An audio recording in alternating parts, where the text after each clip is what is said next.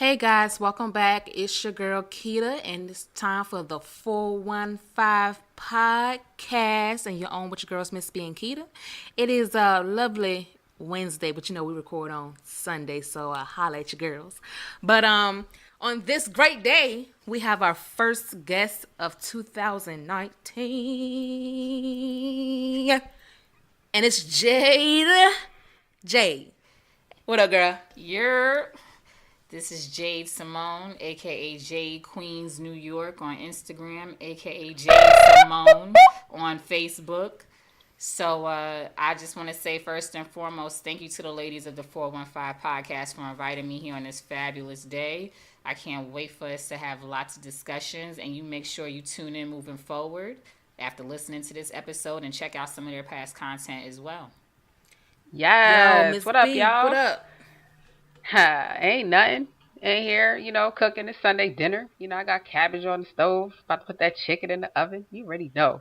I ain't burned nothing this time, but we good. She gonna be mad. She gonna be mad. So, oh shit, the rice. Right. I ain't do it this time. I just made the cabbage. I seasoned up the chicken and sitting in the fridge marinating. About to throw that in later. So, cause normally I'd be like, Keita, go ahead, keep talking. I gotta run to the kitchen, but I ain't gonna do that to y'all today. And Kitty be trying to pull stuff out her ass, try to talk about stuff while I go and stir the rice that ends up, being really loud. But yeah, I'm cooling on this here Sunday. Went to church. What the message was today? How good is fasting? Fasting is good. I was like, you know what? Yeah, you're right. Because they're on this whole, because it's Lent. Right. For some people. But the church I go to, he has us fasting up until 12. He's like, fast food, fast whatever. Right. Fast your attitude, fast your negative. I'm fasting, complaining, and being a negative. I don't know why, but I'm not a negative person. But when people try to come at me or do stuff to me or try to pull my name into stuff that don't need to be there, whatever, then I become that negative type. So then my attitude is a little jacked up. So I've been doing good. I ain't complain. When 12:01 get here, it might be a different situation, but come, in the morning to 12, we not doing that. So, yeah.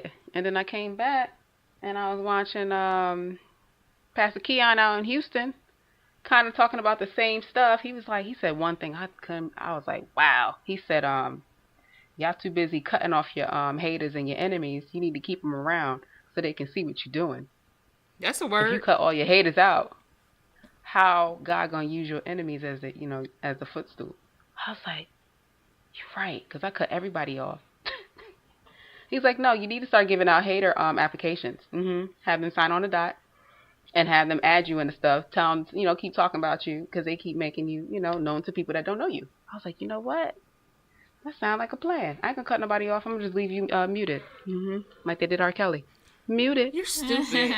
Well, I think that message is relevant for not just haters, but when you're dealing with people who are supposed to be your fans and friends, and yet they let you down. So cutting them off or keeping them around just so they can see your progress can go both ways with haters and people who disappoint you, where there's a fallout. I like that. So that goes for everybody. That's a wood. That's a wood. I got a quote for y'all. I get quotes sent to me on the daily, and it's a quote. It's quotes that I tend to try to live by throughout the rest of my day. So I think y'all will enjoy this one, especially because you young ladies being entrepreneurs, doing y'all thing, and this is a startup program that you all have been working on for over, a year or two?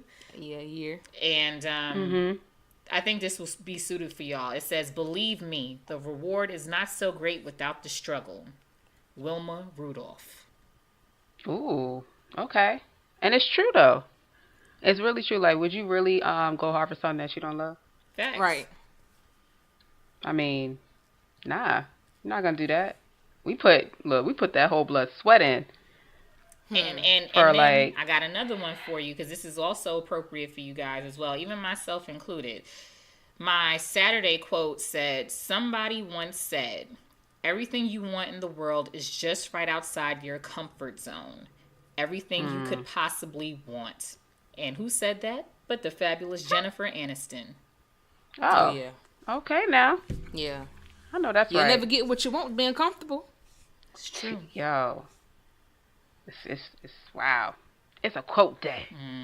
Take it. I figured we start ourselves off with that. Little positivity, Yeah. little motivation. And then we're gonna go into it. Right. So yeah, Jay, we just happy that you on. You know, thanks for being the first guest of 2019. It's like big for us because we're really trying to like, you know, get out there, get us out there, you know, as a brand, and also to kind of like shed light on a lot of people that's out here doing good stuff as well. So you know, want to show support because that's where, you know, most of our episodes kind of like touch on like the black community not supporting one another, this one trying to compete with the next, and I'm like, we're not even in the same lane, so why would we compete? Right. You do nails, I do hair. I mean, we should be working together because everybody want to get their hair and their nails done. So it's not like I'm gonna steal your clients. No, I'm gonna pass them through because they want the whole body situation done, right? So why we can't support? What's up with that? Right. I agree. So it comes up, you know, every now and again, like why? Every time a new restaurant or a new store opens up, it's like, oh, it costs too much. But when you go and spend your whole rent check on a Beyonce concert, you know what I'm saying? Are you asking Beyonce to cut her costs, her discount on her tickets? No. So when I had my little runway coaching, you know, situation going on, everybody wanted for free. Yeah, you got to start out doing free, but then you got to transition into that paid situation. So it's like, I could speak to that. I mean, like, what is that? Me being a publicist by degree and trade at the same time, I could say that a lot of my frustrations as to why I walked away a few years ago to give myself a mental break was because I felt like people were confusing freelance for free. Girl. And it don't work that way. It's got the word free in it. Yeah. Nuh-uh. Freelance don't mean free. And growing up in the industry, you know, I know the ins and outs and how things are supposed to go, but also as a woman in a male-dominated industry such as arts and entertainment, it's hard to put yourself out there for people to even take you seriously. I've been propositioned to sleep with that executive or that artist or that dancer or whomever, you know, just to get ahead, and that's just not my stilo.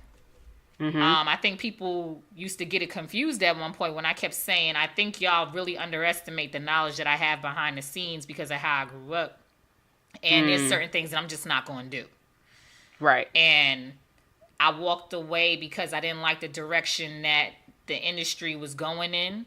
I see that social media was taking off and not in the way that I thought it should have, with a lot of content and how artists were handling themselves via social media.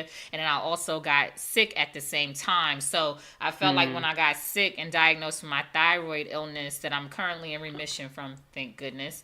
Won't he do it? Absolutely. Congrats on that. That's health good. before wealth, and sometimes at the same time.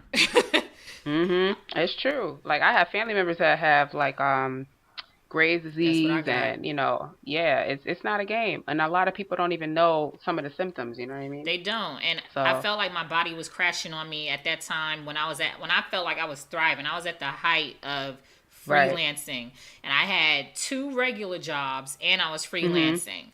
And then all of a sudden, it came crashing down, and I knew I had to take a break because essentially I was working 3 jobs, essentially.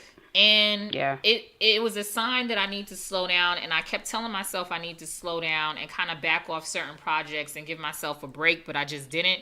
So then when I got sick, I was like, all right, let me regroup, gather myself, get well, because I'm not going to get any better sitting here falling apart while I'm still trying to so-called work. And then try to jump back out there. But while I was out of commission, there was just still a lot of fuckery going on in the industry. And the content of the music, the content of the caliber of artists that we are promoting as people, as fans, I just did not see where this true artistry lied and being authentic and pure. And I just think there's a lot of bullshit on TV and on the radio. There are people who are charting that should not be charting.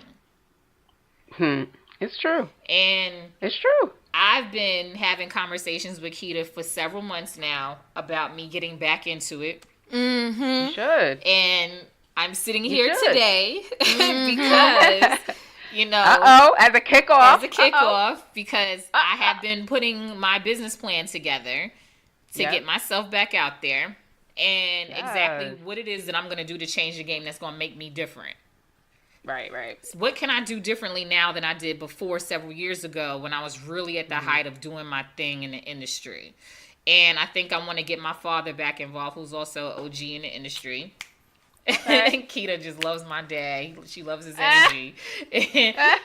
And, you know, I just feel like when we're all trying to do this thing called the come up, we really have to back each other up, which is why, again, for the 90th time, I'm very grateful that you ladies invited me to this platform today, because if any way I could try to support and get the word out, I most definitely will, because again, I am a fan of your content and what you all have been doing thus far. Thank you. And we're just going to try to find a way for you guys to grow and get better. Yeah, and that's the move for us. You know, we definitely, again, want to get in that light where we are, you know, supporting other people. And it would be like definitely dope for you to get back into it. You know, maybe you can look at, you know, different angles, like how can social media actually work to your advantage? You know, like when it came out, I think it was a little crazy. Everybody was using it in all types of ways, but I think if you use it appropriately, then I think it'll work for the good. Yeah, I'm kind of glad she's decided to do this, because I've been trying to get her to do this for like almost a year.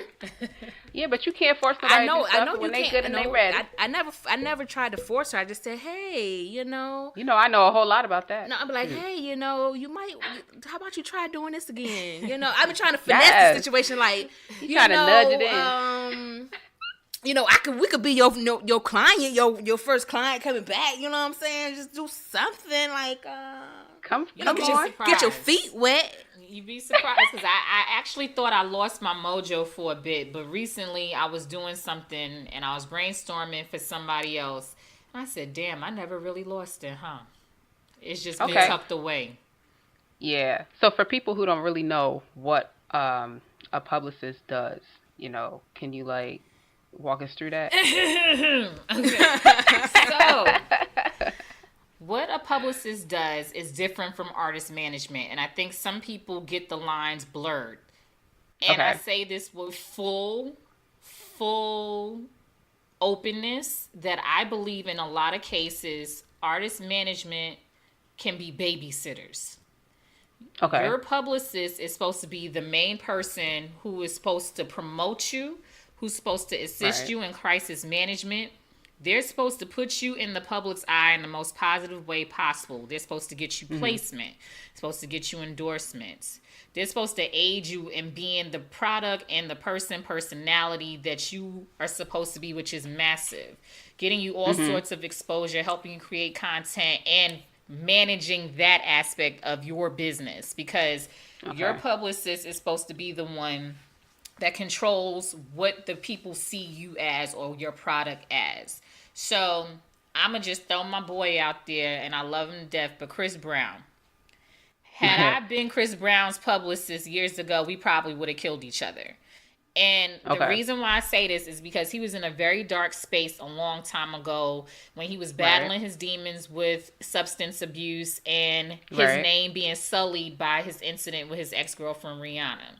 That was a lot for someone that young. And for someone that young who came up in the industry who was basically a teeny bopper. He was a teenager.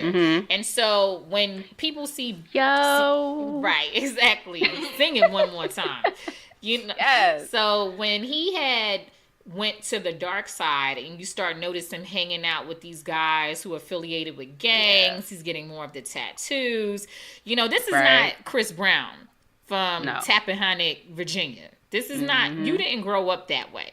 Okay, you weren't surrounded by thugs and drugs and all that for you to say, yeah, this is who I am today. The industry turned him into that. Right. And he was a walking, ticking time bomb. And where I says, whereas me and him would have probably killed each other, is because he had absolutely no filter when it came to his reactions and his content on social media.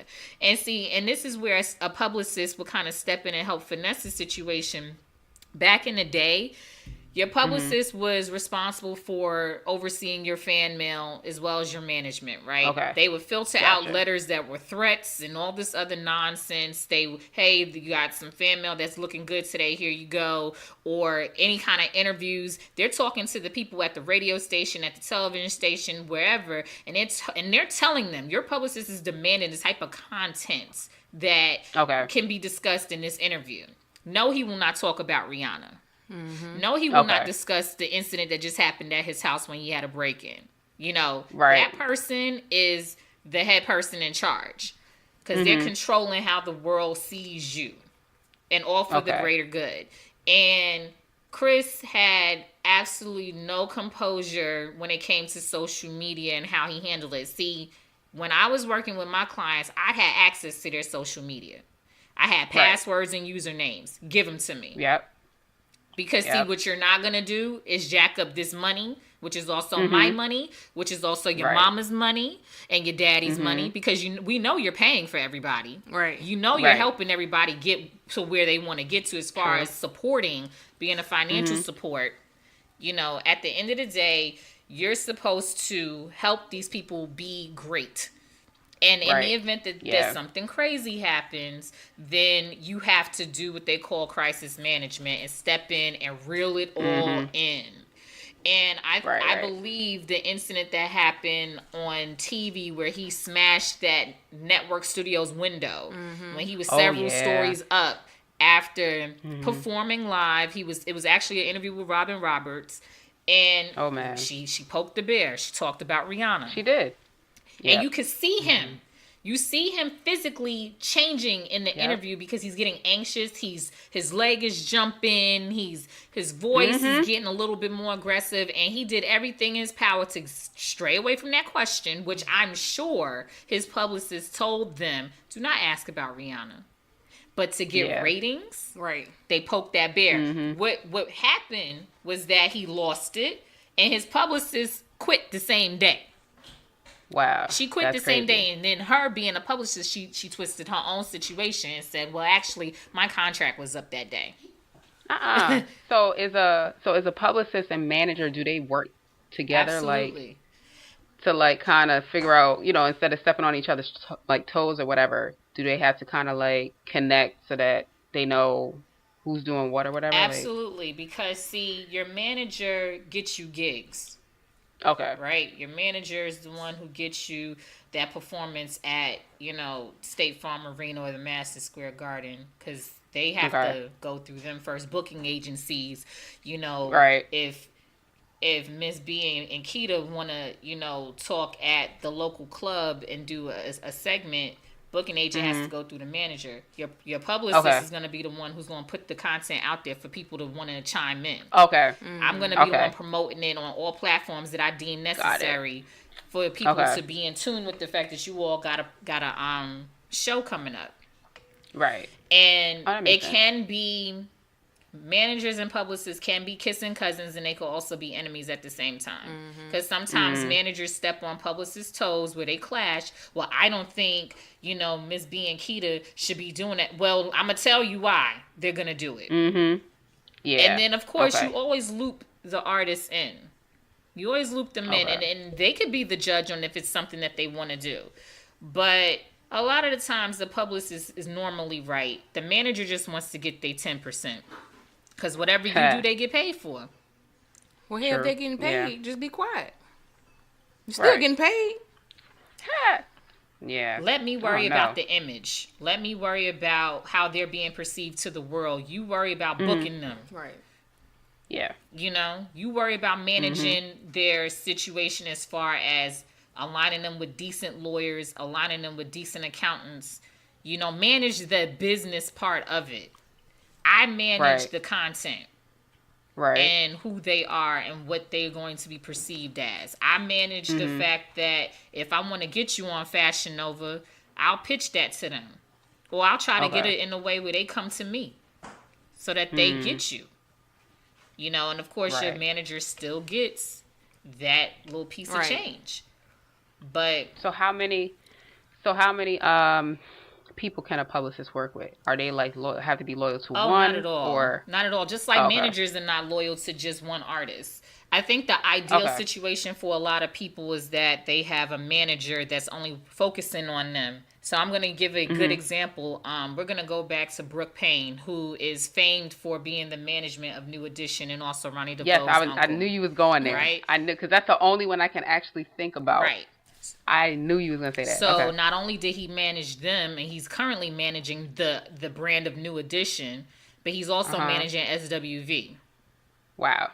So he has two top tier groups, not just a group and a solo artist. He's doing groups because that's his forte. He reels in the groups. And there is no Clash of the Titans. As a matter of fact, they've even collaborated on a couple of records together.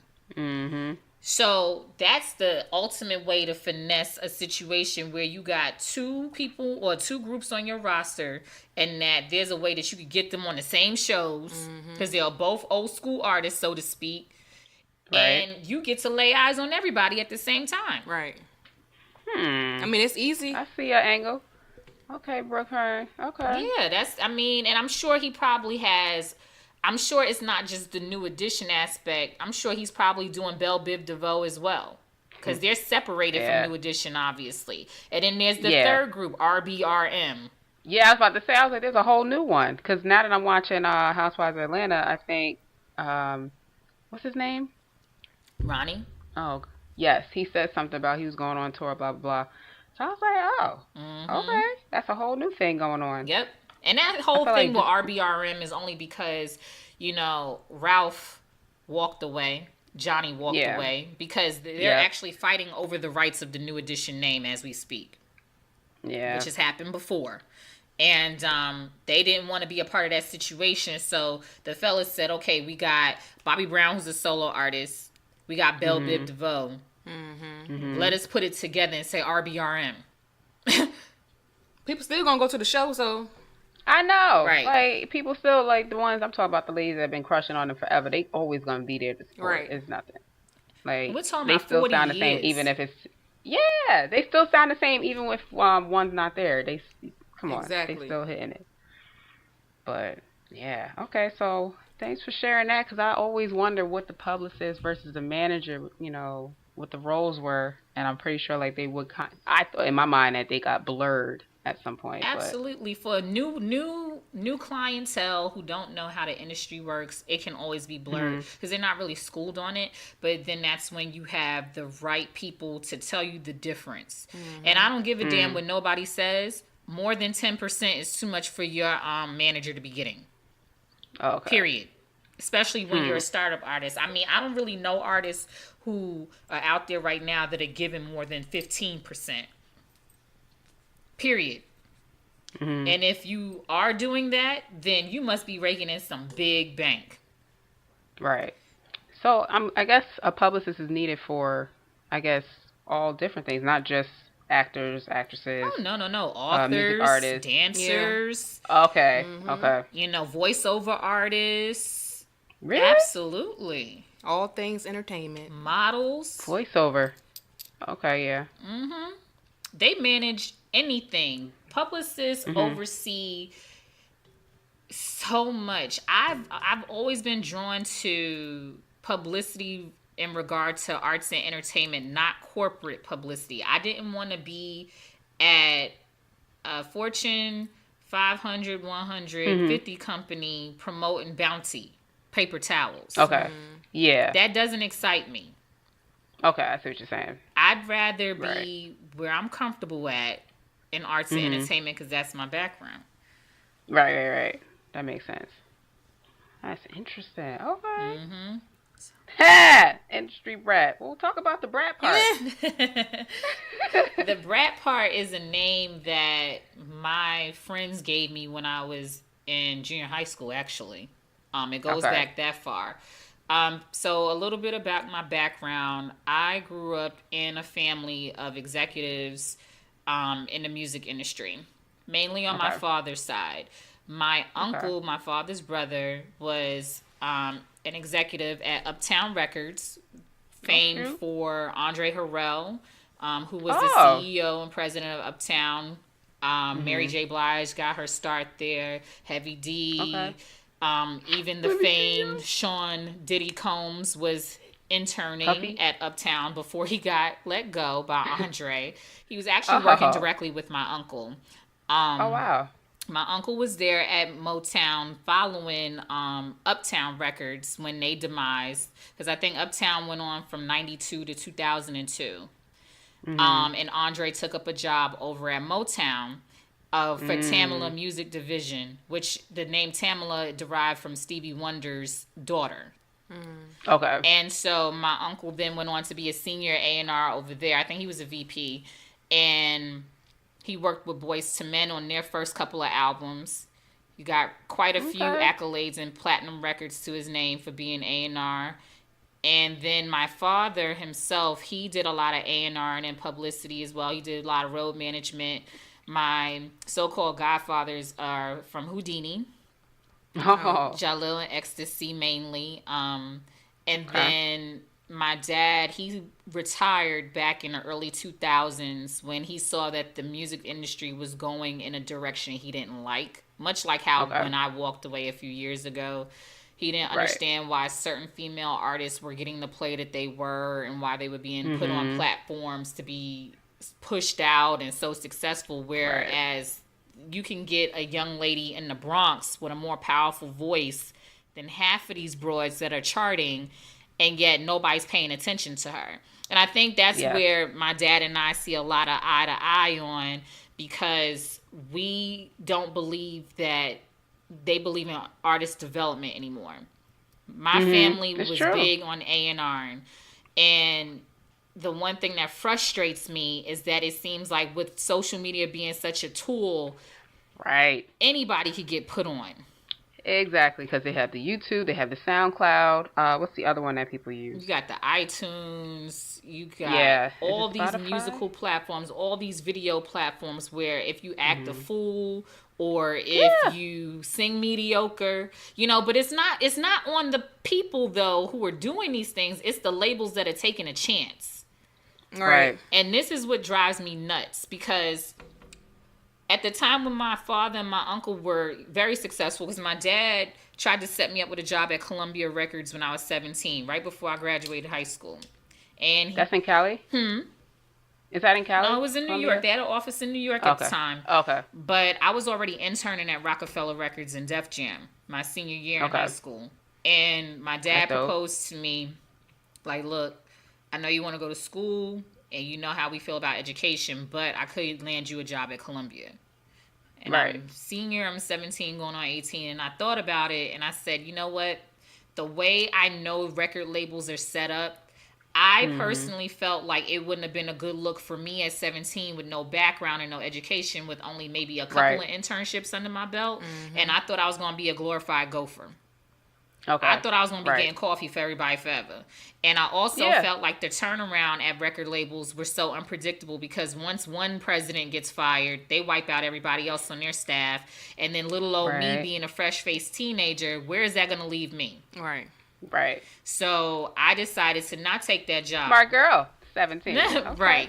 I was like, let me not take this job and focus on my aspirations for going away to school. And I knew I was going to end up at Clark Atlanta at 17 years old when I went on a black college tour.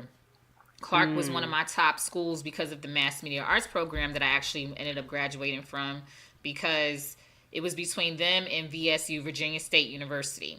They both have top mass media programs. Nice. But I didn't want to go to Virginia because half of my family's in New York, the other half is in Virginia, and I did not want to be followed or checked up on. So I took the lesser of two evils and said, let me go somewhere where nobody knows me. I'm an only child. I think they'll be okay. My parents were not with it because of the safety aspect of it. There's nobody out there. Clark Atlanta. Yeah, that area is a little crazy, but it's lit. Yeah, they were just like, you know, listen, you by yourself, I can't get to you in 6 to 8 hours as opposed to 15. And I said, that's fine.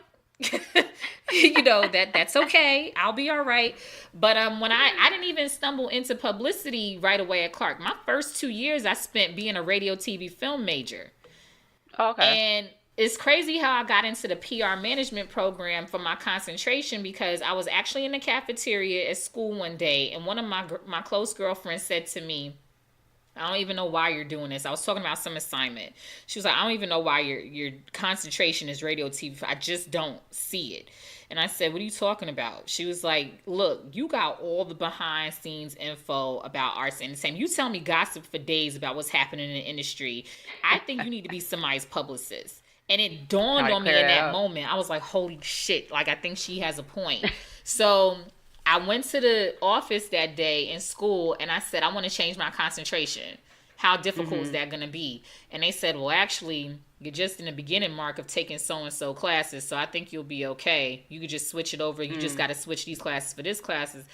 And I was like, and that's when the brains was born for me to want to be a publicist. And then a year later, I created a position for myself by being the first PR director for my campus radio station, which was actually the only radio station in the Atlanta University Center servicing Clark Atlanta, Morris Brown, Spelman, and who am I missing? Morehouse. Yeah, Morris Brown, they still... No, they lost their accreditation. Closed, right? Yeah. So I created that job for myself. And in me, I consider the beast was born, because that was my position of power. That was my position of making a name for myself. I aligned myself with all of our guests that came to the station, because we got all sorts of guests that came to the campus radio station. We were the AUC radio station. We had Flow Rider, we had DJ Drama, we had all these. We worked with Atlantic Records really closely. Okay. And so from there, I started building up my little roster. Right. And I couldn't have been more prouder of myself. So then when I graduated, I was supposed to have a job at an arts development firm that I was interning at that went left. They, promised me a job before I graduated, and then I moved down here a month after graduation officially with all my stuff in tow, and I find out, hey, by the way, we have no way of paying you. Oh, hell no. Man. Right. Oh, yeah, I'd be This hot. goes back to the whole thing of the industry being fickle. You promised me a job in April. I get there, and then all of a sudden it's, oh, by the way, we have no way of paying you. After I just interned for you for like 6 months. So then I took up another internship at the same facility that also had a booking agency. I did that for like 3 to 4 months. And I got to learn how the booking agency actually does their job. That was an education.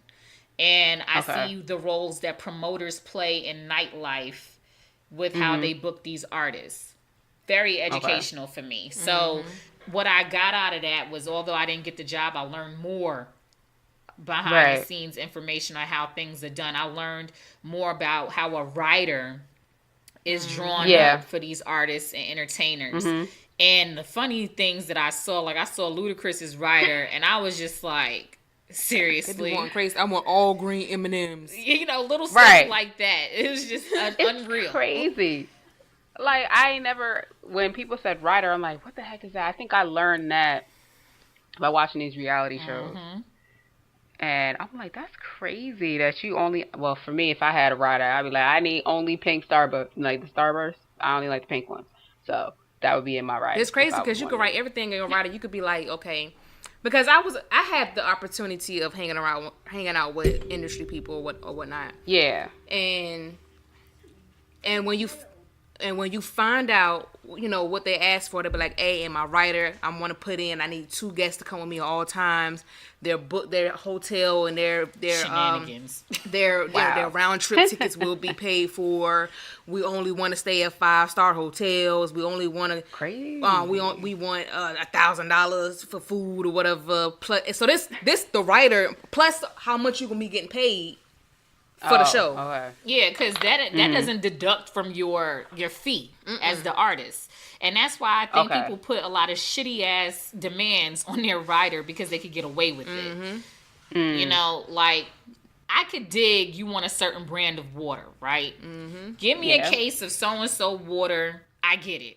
But when you start asking for stupid, ridiculous shit that, you know, so-called divas have been dubbed for, I want only white roses. And I want the linens changed. I want a separate toilet seat from the one that's already in the facility because I don't want my ass touching the toilet commode that somebody else already touched. What?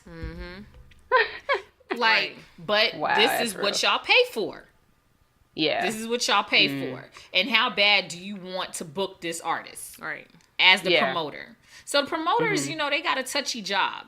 You know, Right. It's a very touchy job because you want to accommodate every damn body without, you know, pissing nobody off. Because you want your name to always be, you know, forwarded over to the next artist or the next celebrity or the next athlete. You want them to say, yeah, if you go with so-and-so, yo, he'll get you right or she'll get you right at so-and-so club, at so-and-so event.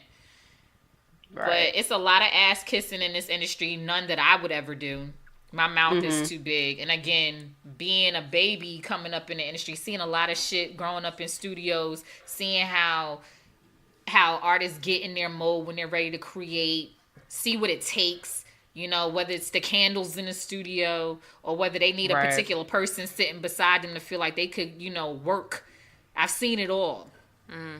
You know, and it's like you just never know what goes on in a creative process, and publicists could very much be in the trenches. I walk in a recording studio watching you record.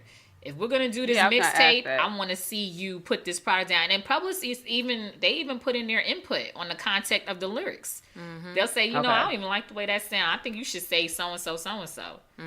Or when it comes down to promoting the single, the publicist will work with the A&R and say, you know, I think we should push for this single to be put out first because we're going to market to this demographic, et cetera, Right, et right. cetera.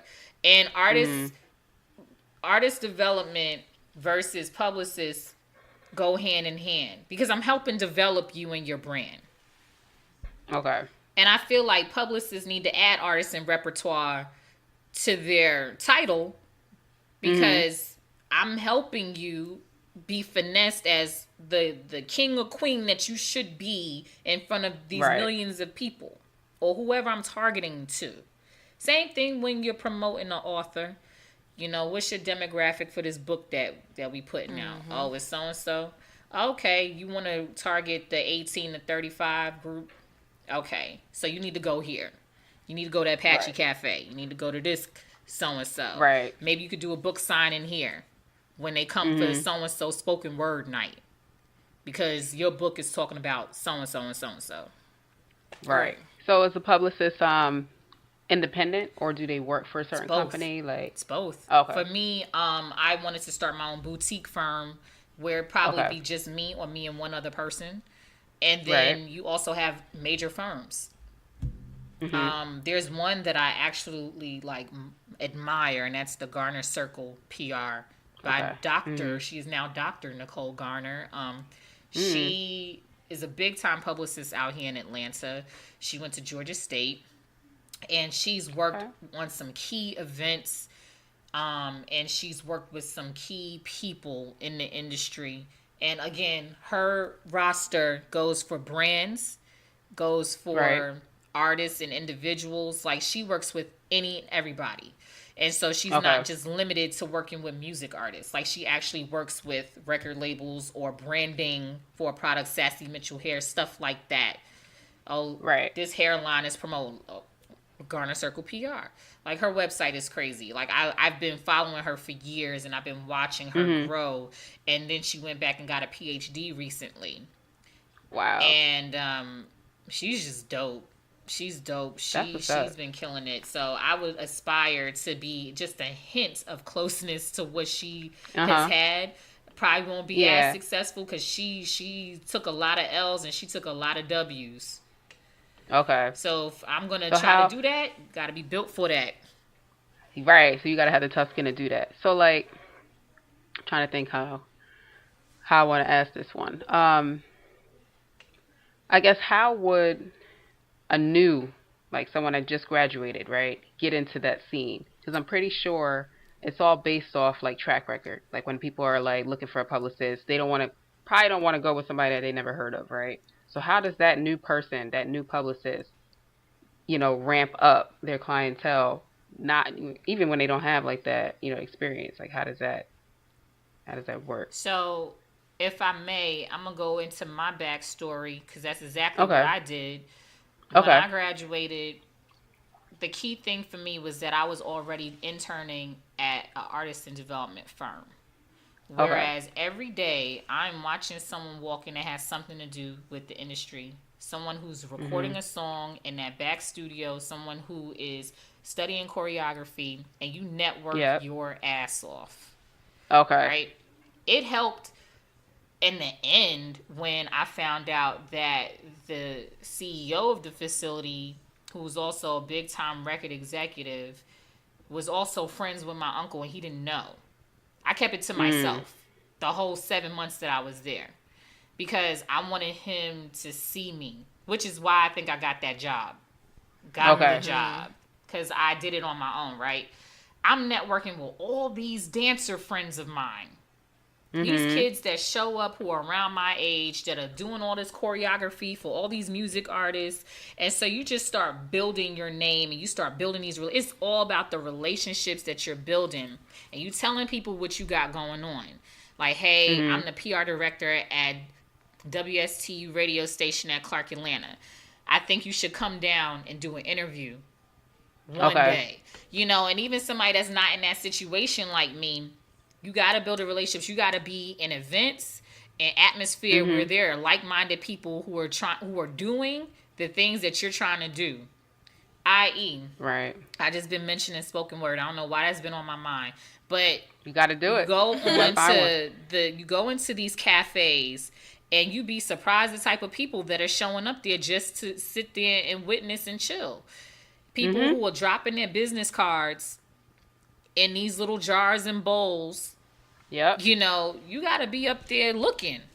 Who came up It's in like the here old school tonight? way. Right. Shake a couple of Yeah. hands, introduce yourself. If you sitting at a table Yep. with unknown people, hey, hi, Mhm. how y'all doing this evening? My name is Jade. What's yours? Oh, so and so. Okay, what Yeah. you do?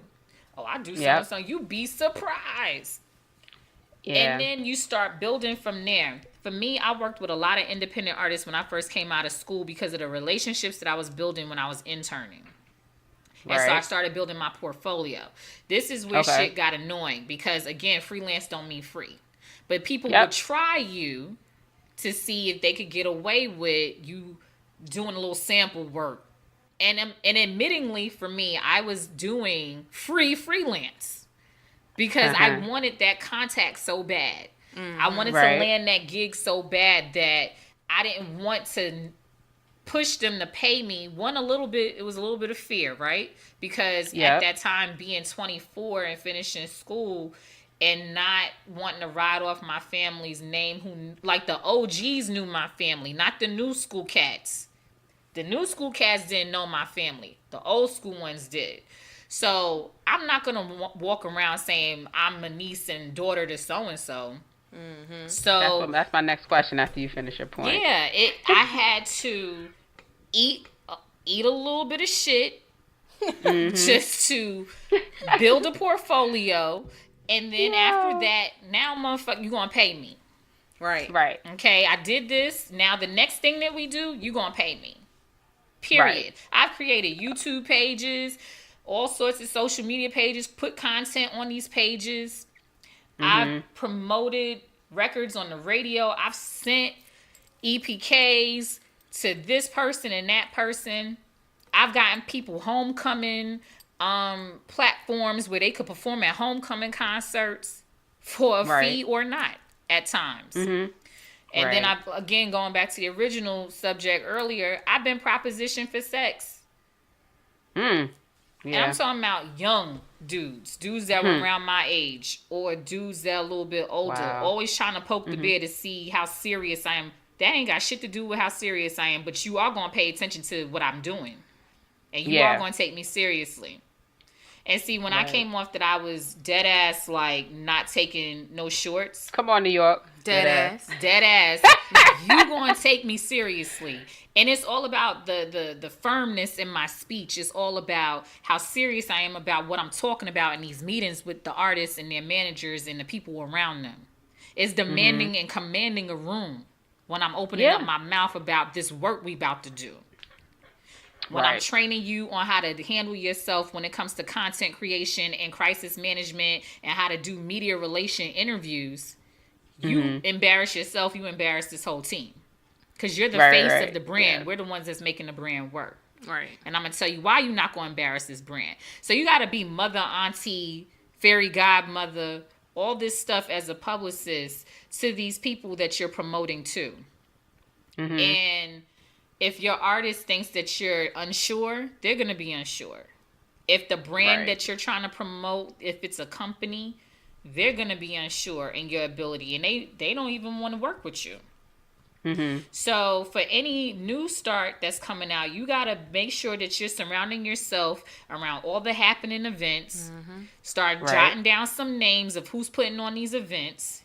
Network your ass off. Start going to a lot of these seminars that they're having, especially in the city of Atlanta, about networking. There's organizations, NABFEM, that I've been a part of since I was in college, National Association of Black Female Executives in Music and Entertainment.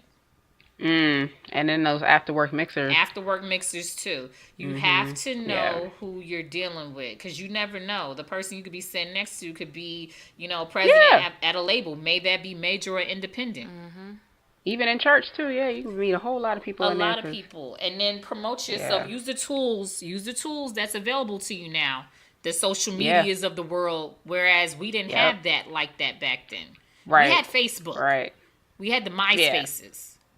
But now everybody's relying on IG, so use it to your ability. Yeah.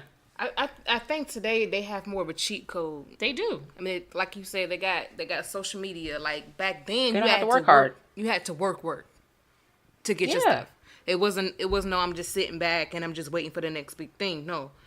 Today they got cheat codes. They got IG, Facebook, YouTube, Twitter, whatever they need. Periscope to go live. Right. All they got to do is slide in somebody DM or whatever, put out some pictures, videos, da-da-da-da.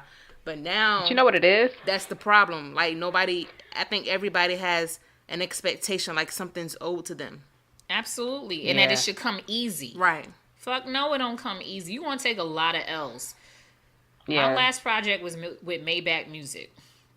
Right. And I remember how frustrated I was when I finished working on that project, because I felt like the artist who I was dealing with at the time, I felt like you had no room to feel like you shouldn't be kissing the ring of the person who put you on, aka Rick Ross, right? You supposed to be his premier artist, whereas you're talking about, I'm not trying to get put on because of Ross's name and all this. First of all, how else you gonna get put on? First of all, you let Omarion beat you out. Come on, and now. This guy had a better voice than Omarion. He was older, but he had a way better voice. Yeah. And I'm not saying you gotta kiss his ass, but use this to your advantage. Yeah. You got a dude who owns franchises. Right.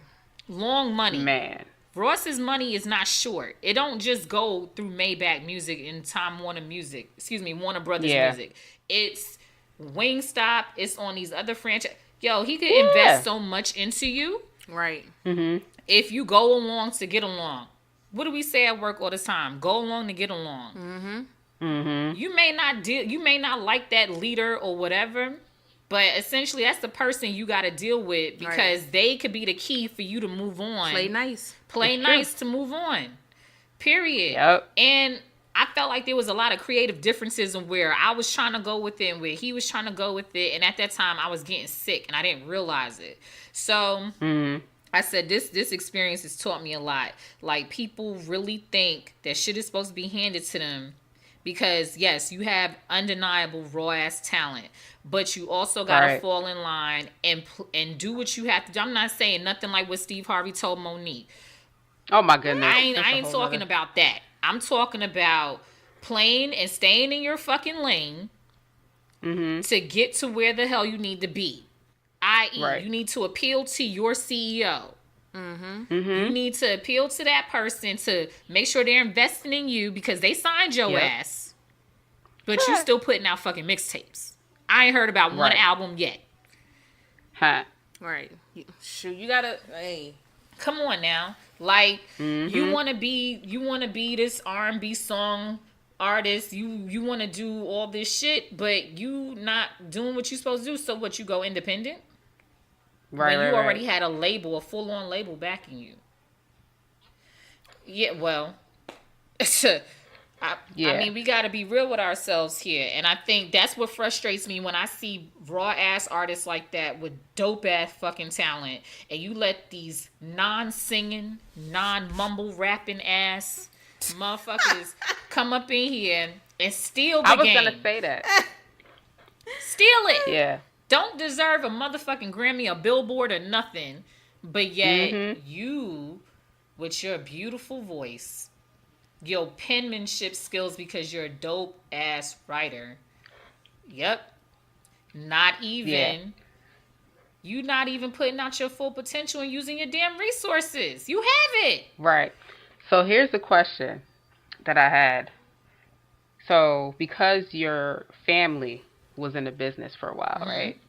Do you feel like a lot of opportunities were just being handed to you, and you felt like you didn't want to just go with that? You really wanted to like get out there and work hard, and get things on your own merit? So the funny thing is, with that, not only was the family involved, but because of that background, I grew up around around a lot of families that were children of leadership and executives in arts and entertainment.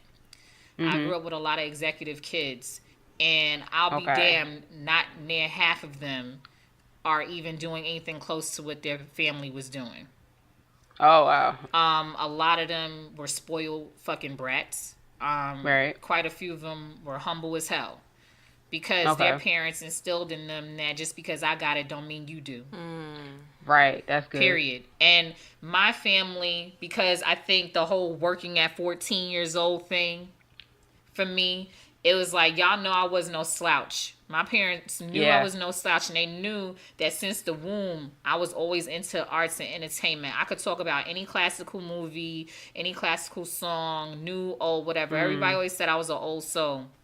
So I knew I was going to be in this industry in some capacity. Mm-hmm. Opportunities weren't thrown at me. The whole Okay. internship that I got at Def Jam and Rockefeller was on me because I put in an application. Right. I put in an application and said I want to do this, and I got called back. I didn't even tell my parents about it. When Wow. I got it is when I told them. My pops was like, Mm-hmm. "Oh, well, tell me if so and so's still up there at Def Jam and all this other stuff." Some of the people he came up with. Mm-hmm. And at that time, it was 2000 to 2002. It was a good time for music back then. None of the bullshit Right. that we hear on the radio today. It was a good Sure. time for hip hop and R&B in that time frame. Mm-hmm. So I got to be around a lot of projects, and I worked That's pretty with dope. the promotions department. I did this silly street team stuff that they let the high school kids do, and I was also Okay. in the office with Jay Z's comrade and closest associate Tata, and I worked underneath him and his people, and it was a good time for music, as Mm-hmm. I said. So never talked about who my uncle, whose nickname is Sugar Dice, never talked about who he was. I never talked Right. about my dad working at J Records and all this other stuff in Columbia doing Mm-hmm. work for them. I never talked about any of that. I talk about it later. So I waited till I Right. got After my you put foot your in the work in. door.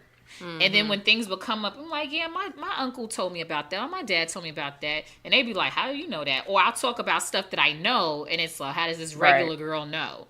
Well, Hat regular. yeah, regular, Right, right? Like, I'm like, oh, well, because my dad's this or my uncle's that, and they told me this Right. information already. Oh, word? I'm like, yep. Because now, since you grew up in Queens, I felt, and me growing up in the suburbs, I felt like a lot of people who lived in the city had better opportunities during high school because they were in the city. See, for us, growing up in the burbs, it would be one harder for us to do, go to school and also have that internship in the city. So when I see, a lot of you guys talking about like, growing up in the city and getting these cool gigs at like Hot 97 and, 98.7 when it was, a station, it's cool. It's just like, I don't think we would ever be able to, we would have to do obviously like the local stuff in order to make it back to school, but that's So pretty is that dope because that you were able to do did that. they have more programs inner city? Yeah, I think yeah, it's possible. I mean, a lot of y'all had driver's ed. You know, in Long yeah. Island, Staten Island, they had driver's ed, whereas the Metro City kids, we didn't really have Mhm. that. Some of the high schools Okay. still did driver's ed. I think the bigger Mhm. high schools did in all 5 boroughs. But then Right. there was no such thing as home ec by the time we got to Okay. school. You know, That's all we had: home ec, our parents had fashion, that home type of ec. stuff. But a lot of the schools, when I was coming up in the 5 boroughs, they didn't really have it like that. What I appreciate Mhm. is that just like when my mom and dad was coming up, my mom started out at what is now LaGuardia High School Professional Performing Arts. Yep. My school was surrounded around arts and technology. So that's Mhm. why we always had the opportunity, because it was brought to us in our career development classes. See that? Here's some opportunities that you guys could look into for internships, because in my high school we had an actual recording studio for music. See that? Look at We that. had Apple computers in the hallways in my high school that Wow. people would go to in between classes and just BS at, you know. Mhm. But we also, that was the type of high school I went to. Whereas you also had the same high school that my mother, Nicki Minaj, and Alicia Keys went to, performing arts. Wow. Mhm. That's also thrown at them as well. And they were in Manhattan, where all the big Okay. executive offices are. So you Yeah. can imagine if that's being thrown at my small high school in Long Island City, Queens, then what the hell is being thrown at the actual professional performing arts high schools? Right. Yeah. There's also another high school that I really love called Talent Unlimited High School, where Julissa from BET, she went to that high school, and one of my closest girlfriends was in her graduating class. They had countless opportunities to dance and do choreography with some of the biggest pop stars and artists at that time. Because She why? still dating Maxwell? Yes, I think she is. They're trying to act like they Get it, not girl. dating. We know y'all dating. You know? Yes. We know y'all dating. But I I know that's appreciate right. how low key their relationship has been too. Yes. Shoot.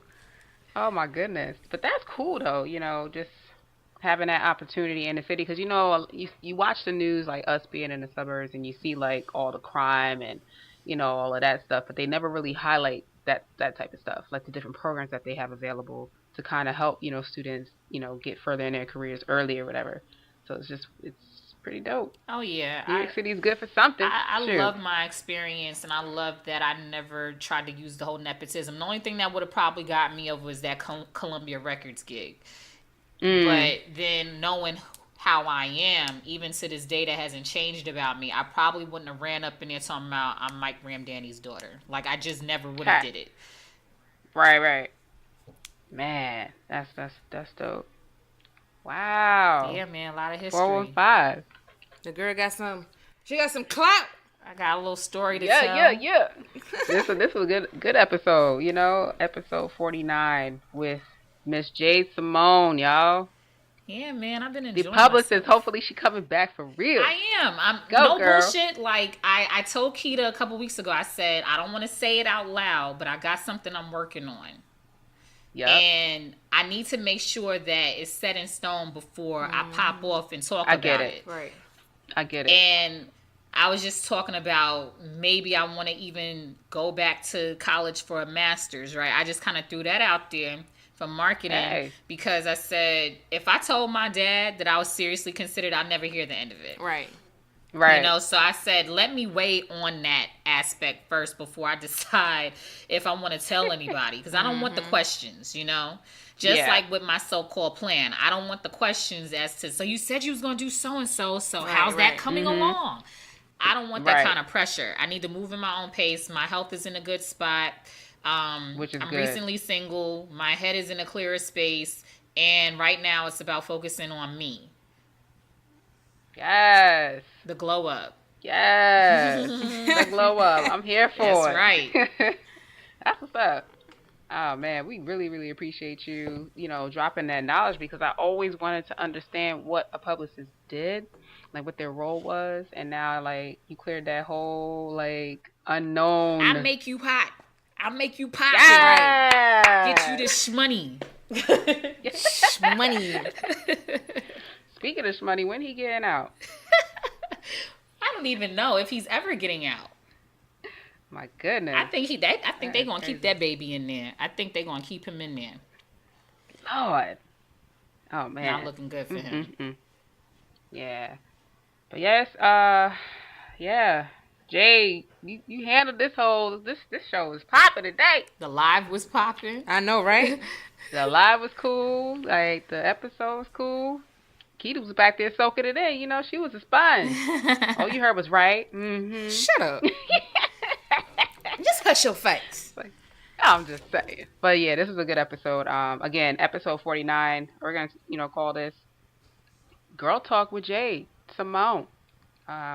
Yeah, you can find us on Stitcher, TuneIn, YouTube, Google Podcasts, iTunes, all of them. All of them. Y'all know. The 415 Pod is our IG. You want to shoot us the emails, the 415pod@gmail.com. But yeah, tune in. We appreciate y'all. Thanks for rocking with us. It's your girls. Thank you. Miss B and Keita. Miss B and Keita. And Jade Simone. Yes. Thanks again, thank ladies. you, Jade. I definitely will spread the word and make sure that you will gain more viewers. Yes. And I'm looking forward to all that you guys have to come for the rest of 2019. And I wish you super well. And I hope I get invited back soon. Oh, yeah, you will. Oh, yeah. Because we got a lot of questions to get answered. Questions. Questions. Yes. Cool. All right, y'all. We out. Bye. Deuces.